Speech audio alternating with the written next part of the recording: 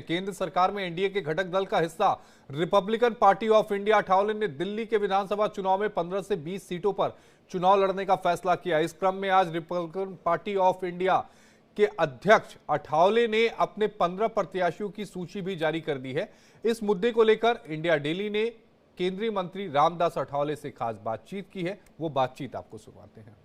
यूं तो दिल्ली के केंद्र सरकार में रामदास अठावले की आरपीआई केंद्र सरकार के एनडीए घटक है, लेकिन उसके अलावा जब दिल्ली का विधानसभा चुनाव हुआ तो उन्होंने कहा कि हम 15 से 20 प्रत्याशी अपने उतारेंगे। हमारे साथ आरपीआई नेता और केंद्रीय मंत्री रामदास अठावले जी। अठावले जी, आपने कहा कि हम दिल्ली के विधानसभा में 15 से 20 चुनाव अपने प्रत्याशी उतारेंगे। हाँ, तो मतलब रिपब्लिकन पार्टी एक रजिस्टर्ड पार्टी है और रिपब्लिकन पार्टी एनडीए का हिस्सा भी है। नरेंद्र मोदी जी के नेतृत्व में हम काम कर रहे हैं, लेकिन कुछ सीटों पर हमें चुनाव लड़ना बहुत बड़ा जरूरी था, इसीलिए हम कुछ सीटों पर चुनाव लड़ रहे हैं। इसमें बीजेपी का नुकसान ना हो, ये हमारी स्ट्रैटेजी रहेगी।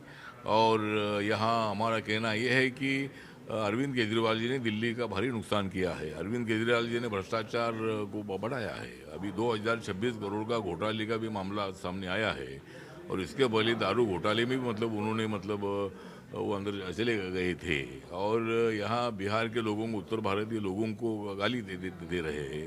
ये लोग फेक लोग इसी तरह का आरोप कर रहे हैं।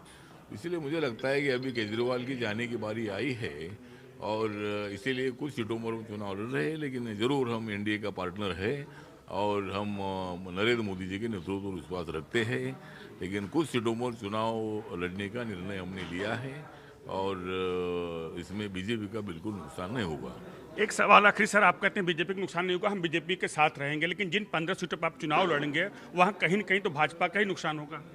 नहीं, भाजपा का नुकसान नहीं होगा। वहाँ जो हमारा दलित वोट है, बाकी का वोट है, जो बीजेपी को नहीं मिलने वाला जो वोट है वो हमको मिलेगा, तो इसीलिए भाजपा का कोई नुकसान होगा नहीं।